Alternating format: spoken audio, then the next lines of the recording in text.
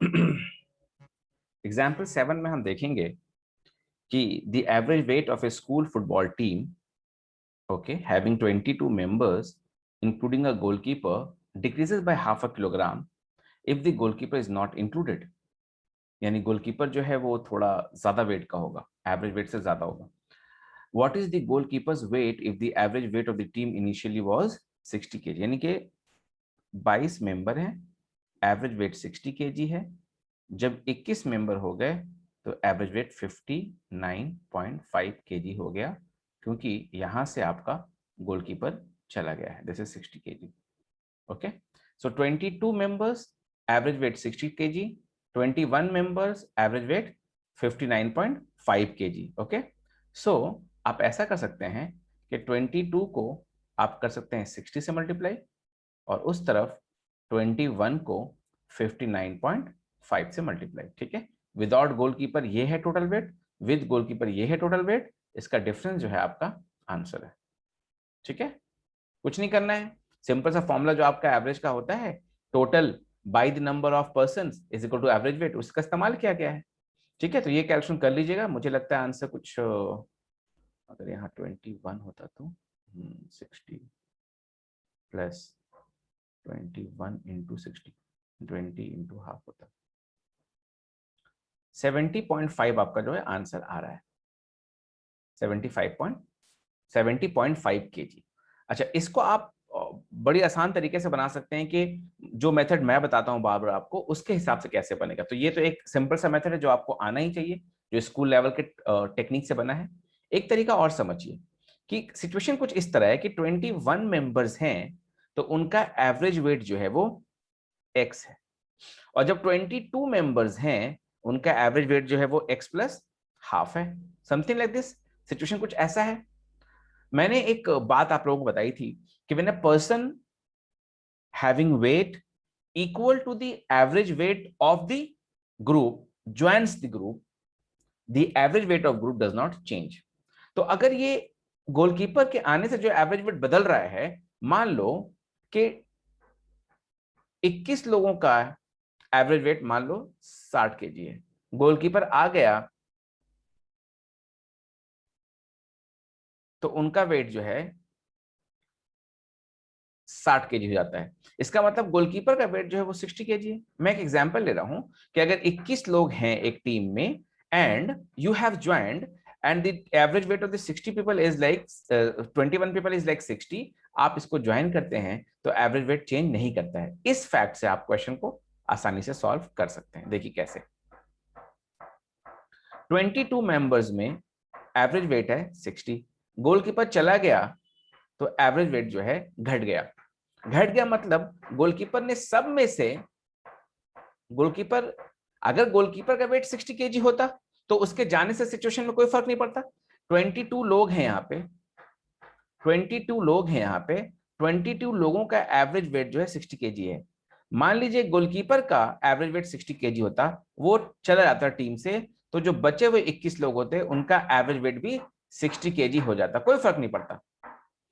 Class का भी average weight 60 kg है, जो बच्चा बाहर चला गया उसका भी एवरेज वेट 60 kg है, उसका वेट 60 kg है, उसके जाने पे आने पे क्लास में फर्क नहीं पड़ रहा। लेकिन यहाँ पे आप हाफ kg लूज कर रहे हैं, यानी कि गोलकीपर जो है बाकी 21 बंदों से हाफ kg लेके जा रहा है। What is that half kg? 21 into half which is equal to 10.5 kg। इतना जो है गोलकीपर के पास एक्स्ट्रा है, यानी कि 60 kg में अगर आप 10.5 ऐड कर देंगे, आपका आंसर जो आएगा वही है। ठीक है, मैंने कहा था कि ये टेक्निक हम लोग बार बार डिस्कस करेंगे, तो फिर से हम इसको डिस्कस करेंगे अगले क्वेश्चन में या नेक्स्ट क्वेश्चन में।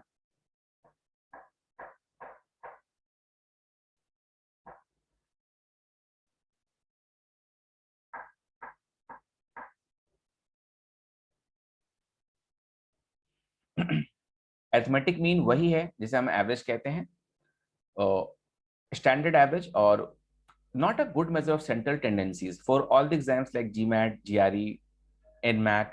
This is very important, the definition of AM, GM and HM, क्योंकि इसमें कहा है कि सेंट्रल टेंडेंसी जो है उसमें से सबसे बुरा जो सेंट्रल टेंडेंसी है वो जो है आपका AM है। क्योंकि अगर 2-3 लोगों का मान लो एक का वेट 20 kg है, एक का वेट 30 kg है और एक का वेट मान लो 120 kg है, तो उसका एवरेज जो है वो बहुत ज्यादा आएगा और आपको आइडिया नहीं मिलेगा कि बाकी बच्चों का क्या जो है, उससे कुछ ज्यादा खास आइडिया नहीं मिलता है।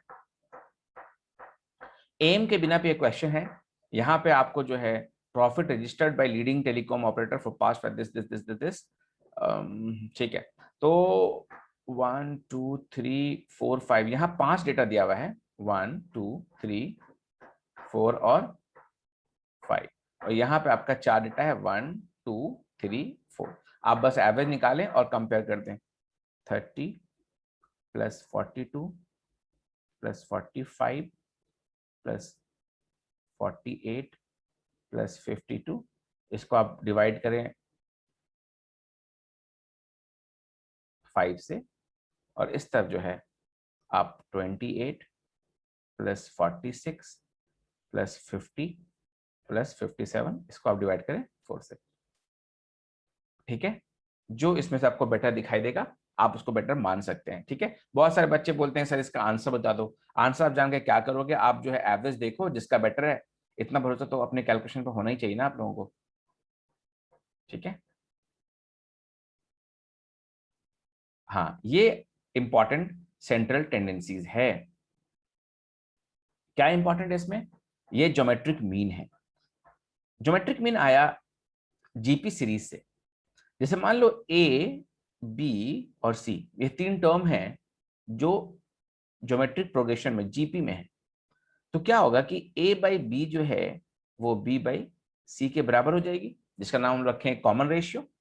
ऐसा होने पर A C is equal to B square हो जाएगा। ठीक है, तो बी जो हो जाएगा वो कहलाता है ज्योमेट्रिक मीन ए सी का। तो this is the definition of geometric mean. ठीक है, b is equal to a c to the power half. This is the proper definition of geometric mean. ठीक है, नाउ ये तो 2 चीजों के लिए हुआ। अगर मान लीजिए मेरे पास 3 चीजें हों, मान लीजिए मेरे पास x है, y है, z है, और इसका ज्योमेट्रिक मीन किसी ने कहा है, तो इसका ज्योमेट्रिक मीन होगा that will be x into y into z का पावर 1/3। तो जितना आपका नंबर बढ़ता जाएगा, आपके पास 4 ऐसे टर्म आ जाए, ए बी सी डी आ जाए, या मान लीजिए आपके पास एक टर्म आ गया 4x/y आ गया, y/z आ गया, z/w आ गया और w/x आ गया, ऐसे 4 टर्म आपके पास हैं, 1 2 3 4। इसका geometric mean this to the power 1/4। ठीक है, तो वैसे तो यहाँ पे कैंसिल होकर के y z z w x x cancel होकर आपको 1 दे देगा, वो बात की बात है। लेकिन ज्योमेट्रिक मीन बाय डेफिनेशन होता है कि यहाँ पे लिखा है जितने नंबर्स हैं उनका प्रोडक्ट आप ले लो टू दी पावर 1 बाई जितने नंबर थे। अरिथमेटिक मीन क्या था, जितने नंबर उनका सम ले लो डिवाइड बाई n, ये आपका अरिथमेटिक मीन था। करेक्ट, ये ज्योमेट्रिक मीन है, आप ऐसे भी याद रख सकते हैं। नाउ यहां पे हमने एक एग्जांपल दिया है, जैसे मान लो किसी चीज का रेट ऑफ इंटरेस्ट जो है 4 साल तक 10%, 12%, 14% और 15% रहे। 4 साल तक रेट ऑफ इंटरेस्ट, मान लीजिए आपने पैसा जमा किया कहीं पे, 100 रुपीज आपने डिपॉजिट किया, बैंक पहला साल जो है 10% का इंटरेस्ट देती है, फिर वो जो है जितना पैसा आपका हुआ फिर उसको इंक्रीज करती है 12% से, फिर जितना पैसा आपका हुआ 13.2 1 2 3.2, जितना पैसा आपका हुआ फिर उस पर आपको दे रही है 14% का इंक्रीमेंट, फिर जितना पैसा आपका आ रहा है उस पर फिर से वो 15% का इंक्रीमेंट देती है। नाउ और मान लीजिए आपके भाई ने किसी दूसरे बैंक में पैसा रखा है जहां फिक्स्ड रेट ऑफ इंटरेस्ट मिल रहा है, तो आप दोनों में से किसको बेटर रिटर्न आया है ना, who should be happy at the end of these 4 years, in that case this geometric mean will help you find the formula. तो बेसिकली आपका भाई बोलेगा कि मैंने इतना पैसा बैंक में रखा था and I got a interest of like 1 plus r is the rate of interest to the power 4। Correct, आप कहेंगे मैंने भी उतना ही पैसा रखा था, बट फर्स्ट ईयर में I got 1 plus 10/100, in the second year I got 1 plus 12/100। तो ये आपका अमाउंट देता रहेगा, डॉट डॉट डॉट डॉट ऐसे बढ़ता रहेगा। तो जब आप कंपेयर करेंगे तो दोनों तरफ हमारे पास p है, p कैंसिल हो जाएगा, लेफ्ट हैंड साइड में आ जाएगा 1 plus r by 100 to the power 4, और राइट हैंड साइड में क्या आ जाएगा, ये 1.1 इंटू 1.12 इंटू 1.14 इंटू 1.15। उसके बाद जो फोर्थ पावर है इधर आ जाएगा। जब ये इधर आएगा तो कुछ इस तरह का एक्सप्रेशन बन जाएगा, फोर्थ रूट ऑफ दिस, फिर -1 हुआ क्योंकि ये 1 जो है यहाँ का उधर चला गया, और फिर इंटू 100। तो बेसिकली ये जो हमारा फॉर्मूला था कंपेयर करने का, हम डायरेक्टली ज्योमेट्रिक मीन निकाल सकते हैं। और जो डायरेक्टली आपको ज्योमेट्रिक मीन आएगा वो कुछ इस तरह से आएगा, मान लीजिए इस तरह से, मुझे पता नहीं एग्जैक्ट आंसर क्या है, 1.1236 ऐसा आएगा, मान लीजिए इन चारों का ज्योमेट्रिक मीन, इन चारों का। फिर आप -1 करेंगे तो आ जाएगा 0.1236, फिर आप इंटू 100 करेंगे तो आ जाएगा 12.36%। यानी अब मैं इसको समराइज कर देता हूं कि आपको जो बैंक ने 4 साल रिटर्न दिया है, 1 2 3 4, उसको एक ही बारी, यानी कि अगर आपने फिक्स्ड रेट ऑफ इंटरेस्ट पे कहीं रखा होता तो this is equal to this, यानी आपने एक बैंक में पैसा रख दिया है जहां 12.36% से आपको रिटर्न मिल रहा है, 4 साल में उतना ही रिटर्न आएगा जितना you'd have got by investing in a bank where flexible rate of interest were 10%, 12%, 14 and 15% respectively। ठीक है, इसके ऊपर नेक्स्ट एग्जांपल इसी के ऊपर लिखा गया है। एग्जांपल 9 में आपसे पूछा गया find the geometric mean of the given set of numbers. तो you know the formula, take the product, okay, raise to the power 1/4। 3 into 18 is how much? 54। 54 into 36, okay. तो इसका जो है 1 का पावर 4, यानी कि जो भी आपका आंसर आएगा कैलकुलेशन आप कर सकते हैं, but this is how it is, this is how we can solve this question by using the definition. Now उसके बाद एक क्वेश्चन है जो ऑलमोस्ट सेम है, लिखा है Ankush is planning to take a housing loan from a bank. देखो दो केसेस दिए गए हैं, एक केस में रेट ऑफ इंटरेस्ट फ्लोटिंग है 12%, 15%, 14%, और दूसरे वाले केस में 12%। तो पूछा है should he opt for floating और फिक्स्ड। तो देखो भाई यहां साफ साफ दिख रहा है 12% है, करेक्ट, और यहां पे दिख रहा है कि 12 है और उससे ज्यादा भी है। तो यहां पे तो कॉमन सेंस से हम आंसर कर देंगे, यहां पे हम कॉमन सेंस से आंसर कर देंगे, लेकिन मैं नहीं चाहता हूं कि आप कॉमन सेंस से आंसर करें, मैं चाहता हूं कि आप इन तीनों का ज्योमेट्रिक मीन निकालें, 12, 15 और 14 का। अच्छा एक बात पे आप नोटिस कर रहे होंगे कि 12 का 12 हम यहां नहीं लिख रहे हैं, 15 का यहां हम 15 नहीं लिख रहे हैं, क्या लिख रहे हैं, जो लिख रहे हैं उसको हम लोग कहते हैं मल्टीप्लाइंग फैक्टर। जो हम लिख रहे हैं उसका नाम ही है मल्टीप्लाइंग फैक्टर, ठीक है। तो 1.12 लिख रहे हैं, 1.15 लिख रहे हैं, 1.14 लिख रहे हैं, उसके बाद जो है उसका ज्योमेट्रिक मीन निकाला गया तो 1.136 आया है। तो आप समझ सकते हैं 13.6% का आपको रेट ऑफ इंटरेस्ट जो है लगा है। अगरचे कि आप बैंक हैं and you are offering a loan, तो you would recommend this one. और अगर कि आपके कस्टमर हैं, आप हाउसिंग लोन ले रहे हैं जैसा कि अंकुश कर रहा है इस केस में, you will recommend this one. इस मेथड को याद रखना है, डेटा इंटरप्रिटेशन के क्वेश्चंस में ये हेल्पफुल होता है, पर बच्चे एक बात भूल जाते हैं कि इसको अप्लाई कैसे करना है। यानी कि आपको रेट ऑफ इंटरेस्ट का इस्तेमाल नहीं करना है, बल्कि आपको इस्तेमाल करना है मल्टीप्लाइंग फैक्टर का। मल्टीप्लाइंग फैक्टर क्या होता है? मल्टीप्लाइंग फैक्टर होता है, मान लीजिए किसी चीज को मैं बढ़ाऊं R% से, किसी भी चीज को, याद रखो ये R% से इंक्रीज किया गया है, this is not the R% of x, no, there are two type of questions.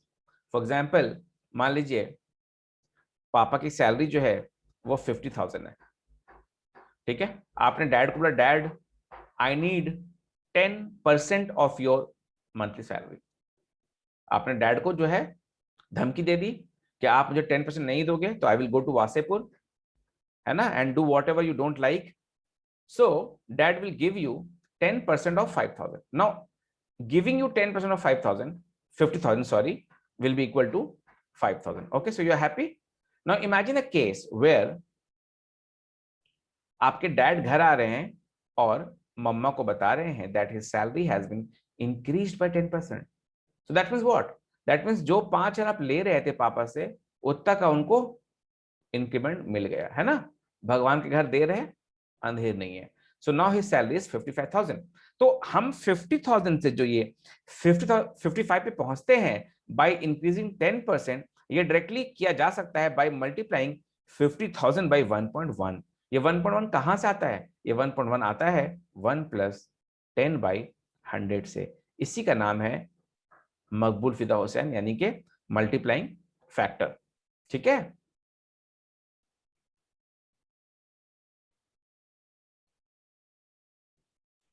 So we are done with GM. Now HM. HM is really very important, और जब हम HM पढ़ रहे होंगे तब थोड़ा आराम से पढ़ते हैं HM को।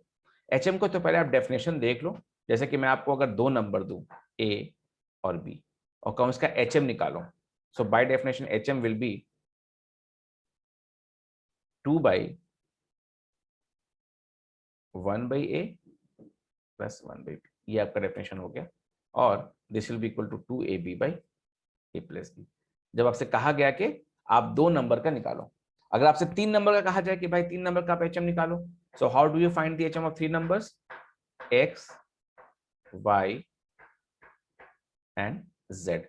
This is the harmonic mean of three numbers. Okay.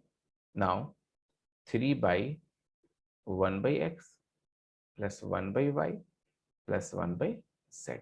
So this will be equal to 3XYZ। Class में एक बच्चा जबरदस्ती जो है हड़बड़ाहट में कह रहा था कि तीन नंबर का जो HM होगा वो होगा 3/3XYZ/X + Y + Z। ठीक है, X + Y + Z बोला था वो। तो हमें हड़बड़ाना नहीं है, हर एक बात में आप इस डेफिनेशन को याद रखें कि n is the number of terms, x1 x2 x3 these are the different numbers जिसका आपको HM निकालना है। और ये पाइथागोरियन मीन्स में सबसे छोटा है। इसके ऊपर इनइक्वालिटी के चैप्टर में हम लोग बहुत सारी कहानियां पढ़ेंगे। ये देखिए, एक आपको फैक्ट बता देता हूं, जबकि हम लोग अभी एवरेज के चैप्टर में हैं, लेकिन ये देखिए, for any set of numbers, positive numbers, for any set of, इसको आप लिख लो कहीं पे, याद रखो। ठीक है। और पढ़ते वक्त आप एग्जाम के बारे में मत सोचो, अपने लेवल के बारे में मत सोचो। ठीक है, पढ़ते वक्त बस आप नॉलेज को समझने की कोशिश करो। आपके दिमाग में बस एक ही सवाल आना चाहिए कि जो कॉन्सेप्ट सर पढ़ा रहे हैं वो मेरी समझ में आता है या नहीं, that's all, for any set of positive numbers. तो आप, बच्चा क्या करता है, हर एक चैप्टर में, हर एक क्वेश्चन में नापता रहता है कि मेरे एग्जाम में आएगा कि नहीं, मेरे एग्जाम के लिए इंपॉर्टेंट है कि नहीं। That is wrong attitude. ठीक है। ये क्या लिखा हुआ है? Average speed is the HM of speeds if distance is constant. क्या बात कर रहे हो, क्या सिचुएशन है ये? तो हम लोग बेसिकली यहाँ पे थोड़ा सा TSD का एक टॉपिक पढ़ ले रहे हैं, वो है एवरेज स्पीड। वहां पे फिर से रिपीट करूंगा मैं इसको। एवरेज स्पीड जो है बाय डेफिनेशन बहुत सिंपल है, total distance travelled by total time taken. ठीक है। तो ये हमारा जनरल फॉर्मूला है एवरेज स्पीड का। तो मान लीजिए आपके सामने एक क्वेश्चन आ जाता है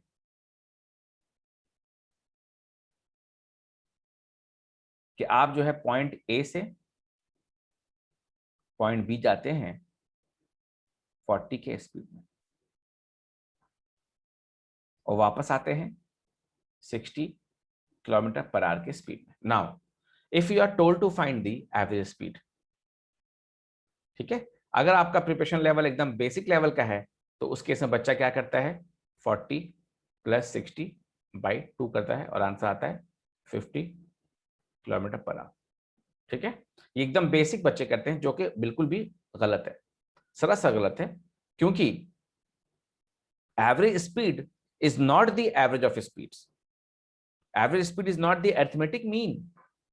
ठीक है। तो बच्चे ने क्या किया, दो स्पीड था उसके सामने, 40 और 60, और कोई सा भी सिचुएशन में वो क्या करेगा, उसका अरिथमेटिक मीन निकाल देगा। उसको लगेगा एवरेज स्पीड का मतलब होता है एवरेज ऑफ स्पीड्स। ये बहुत ही डेंजरस जो है, बच्चों में भूल होती है बच्चों से। तो average speed is not the average of speeds, ये समझना है आपको। हाँ, सम सिचुएशन में आता है ऐसा जहां पे आपका एवरेज स्पीड जो है एवरेज ऑफ स्पीड बन जाएगा। ठीक है, वो सिचुएशन एग्जाम्स में नहीं आता है, पर मैं आपको अभी बता दूंगा। ये यहाँ पे मैंने लिख भी दिया है वैसे। पर मैं कह रहा हूं कि अगर आप कहीं जाते हो 40 के स्पीड से और वापस आते हो 60 के स्पीड से उसी जगह से, तो इस केस में आपका डिस्टेंस कांस्टेंट है, डिस्टेंस कांस्टेंट है। आप डिस्टेंस को कुछ अज्यूम कर लो, मैं मान लेता हूं डिस्टेंस को 120 किलोमीटर, क्योंकि डेफिनेशन जो है एवरेज स्पीड का, वो डेफिनेशन नहीं कह रहा है कि आप स्पीड का एवरेज लीजिए, वो क्या कह रहा है कि आप टोटल डिस्टेंस निकालिए और टोटल टाइम। डेफिनेशन ने क्लियरली कह दिया कि आप टोटल डिस्टेंस निकाले और टोटल टाइम, लेकिन आप इस बात को मानने को तैयार नहीं है, आप जो है स्पीड का एवरेज निकाल रहे हैं। इस सिचुएशन में ना तो हमें डिस्टेंस दिया गया है और ना हमें टाइम दिया गया है, क्या दिया गया है, स्पीड दिया गया है। हमसे पूछा है एवरेज स्पीड, जिसका फॉर्मूला d/t है, तो मैंने डिस्टेंस को 120 किलोमीटर मान लिया, तो क्या होगा, जाते वक्त जो टाइम लगेगा t1 वो होगा 120/40 विच इज 3 आवर्स। आते वक्त टाइम कितना लगेगा, 120/60 विच इज 2 आवर्स, करेक्ट।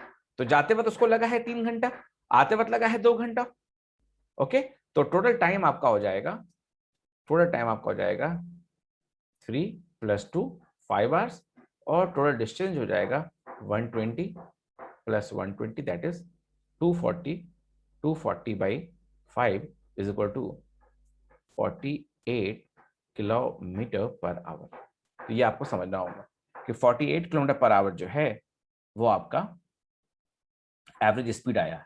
अब यही बात यहां पे मैं कह रहा हूं कि average speed is the HM of speed if distance is constant. यानी इस केस में अगर आप एचएम निकाल देते दोनों स्पीड का, 2/1/40 + 1/60, आपने क्या निकाला, आपने एएम निकाल दिया 40 + 60/2, ये आपने निकाला without considering the situation. Situation में अगर टाइम कांस्टेंट होता तो ये फॉर्मूला लग जाता, लेकिन यहां पे डिस्टेंस कांस्टेंट है तो ये फॉर्मूला लगेगा, इसकी वैल्यू 48 आएगी। इस बात को समझिए, ठीक है। तो कोई ये नहीं कह सकता कि जब 40 और 60 दो स्पीड हो तो एवरेज स्पीड 50 होगा, कोई कहता है तो गलत कहता है, और क्या कहता है कि 50 कभी नहीं होगा तो वो भी गलत कहता है, ठीक है। क्योंकि वन ऑफ द केसेस में 50 पॉसिबल है। जैसे मान लीजिए कि आप घर से निकले और आपने 1 घंटे तक गाड़ी चलाई, 1 आवर, तब आपकी स्पीड थी 40 किलोमीटर, ठीक है, पर आवर। और फिर अगले घंटे नेक्स्ट आवर में आपने फिर 1 घंटे तक गाड़ी चलाई है, अब आपकी स्पीड जो है वो 60 किलोमीटर पर आवर है। दो सिचुएशन है, दोनों में टाइम कांस्टेंट है। अब आप लगा दो फॉर्मूला, अब ये फॉर्मूला लगा दो तो आपका आंसर 50 आ जाएगा, इस फॉर्मूले में आपका आंसर 48 आएगा। और आप देख भी रहे हो कि आपका जो एम है वो एचएम से बड़ा है ना।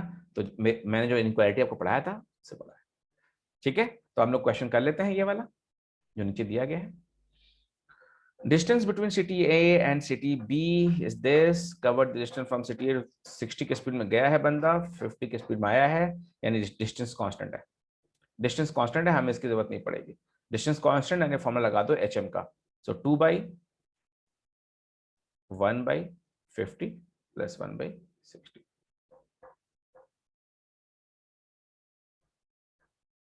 6000/110, 600/11,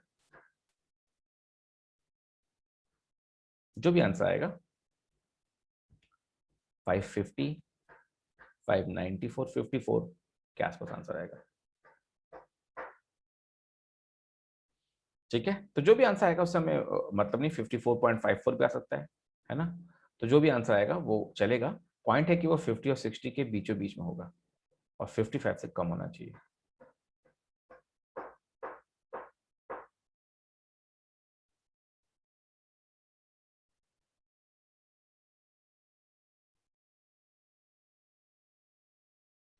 Chandan plans a trip from Kanyakumari to Kashmir. He decides to travel half the distance by flight and half of the remaining distance by train and rest by a rented car.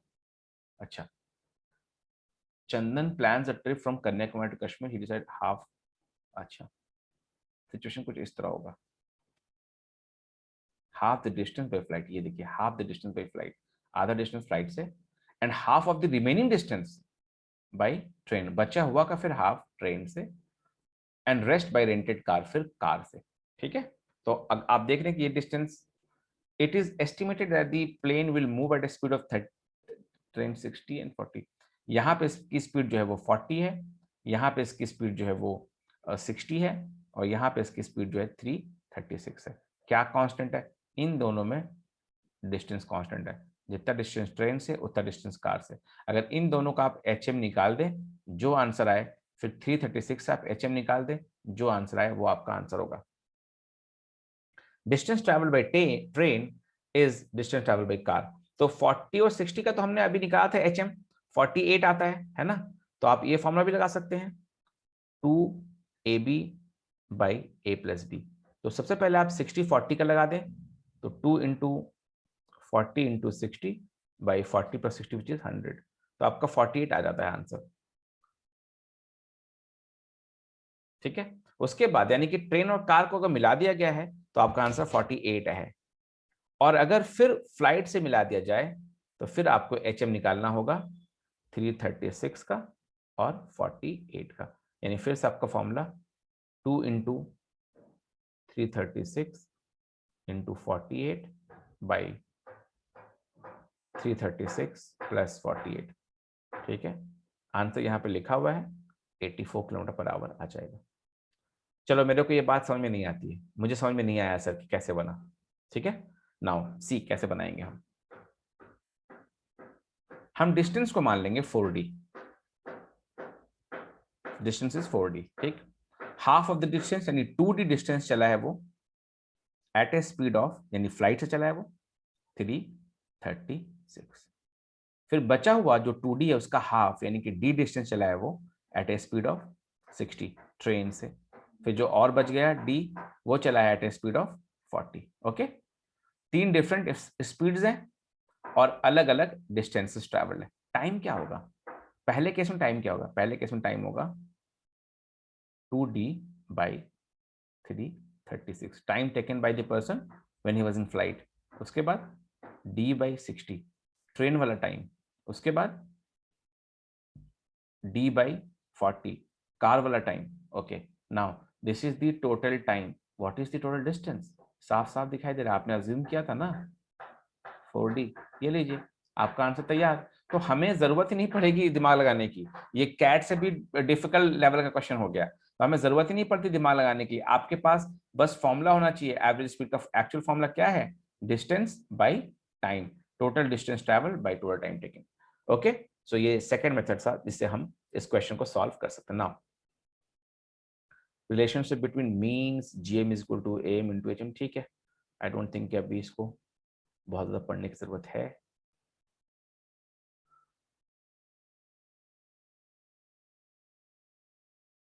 Weighted average, once एक बार ऐसे exam थे पहले जमाने में, IITs के exam होते थे, JMET और FMS का अलग से एग्जाम होता था। IIT में जब MBA करना होता था we used to have a different exam, और FMS दिल्ली जो है उसके लिए फिर अलग से एग्जाम होता था, जो कि अभी सब कुछ कैट के अंदर आ गया है। तो यहाँ पे हमने एक कॉन्सेप्ट पढ़ना है, वो कॉन्सेप्ट है कि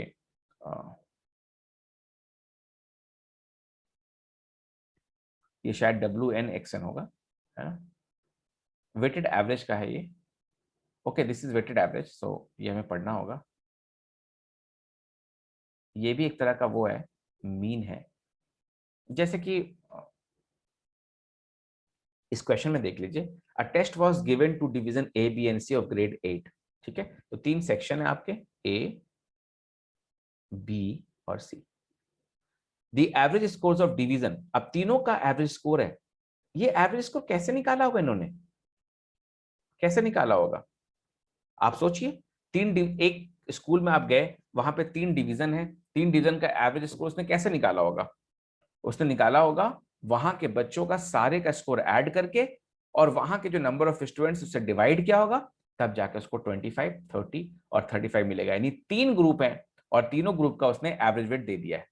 उसके बाद बोला the strength of division of ABC is 20, 24 and 30। यानी वहां पे जितने बच्चे मौजूद हैं, स्टूडेंट्स मौजूद हैं, वो 20, 24 और 30 जो है आपको बताया जा रहा है उनके numbers. Find the average scores of grade 8, उनका एवरेज को निकालना है ऑफ ग्रेड 8 का, यानी इस स्कूल में, इस क्लास में जितने बच्चे हैं सबका निकालना है। तो क्लास A में 25 बच्चे हैं और उनका एवरेज स्कोर है 20, तो 25 इंटू 20 जो है 500 सेक्शन ए के सारे बच्चों का स्कोर होगा। सेक्शन ए के सारे बच्चों का score that must have been added to get 500 when divided by 20, the average was 25। ठीक है। सेक्शन बी में 30 एवरेज स्कोर है 24 बच्चों का, आप मल्टीप्लाई कर दें। सेक्शन सी में भी ऐसे ही आप करेंगे, 30 बच्चे हैं, 35 उनका एवरेज स्कोर है।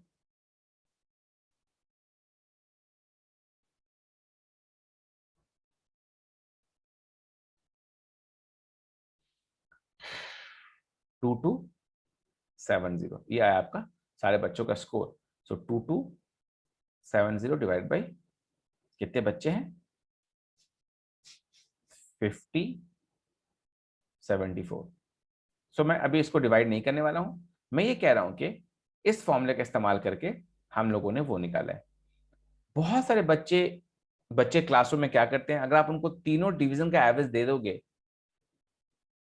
तो जो बच्चों ने एप्टीट्यूड बहुत प्रैक्टिस नहीं किया है, they have a very normal tendency, what will they do, they will simply divide 25, 30 and 35 by 3। ये बच्चे करते हैं बहुत सारे। क्यों करते हैं? Because they don't realize the fact that you are finding the average of averages, you are not finding the average of individuals. ठीक है। अगर 3 लोग होते और 3 बच्चे होते क्लास में और उनका टेस्ट में स्कोर 25, 30 और 35 आता, I would have accepted this। लेकिन ऐसा केस नहीं है। 3 लोग ने 3 सेक्शन है, तो 25 जिसका एवरेज है वहां पे 20 बच्चे मौजूद हैं, 30 जिसका एवरेज है वहां पे 24 बच्चे मौजूद हैं, 35 जिसका एवरेज है वहां पे 30 बच्चे मौजूद हैं। ऐसे सिचुएशन में एवरेज जो है वैसे नहीं निकलेगा। ठीक है। तो मुझे तो ये क्वेश्चन ऐसे ही बनेगा और फिर यही वेटेड एवरेज है, क्योंकि आपको हर किसी का जो है ना वेट को कंसिडर करना है।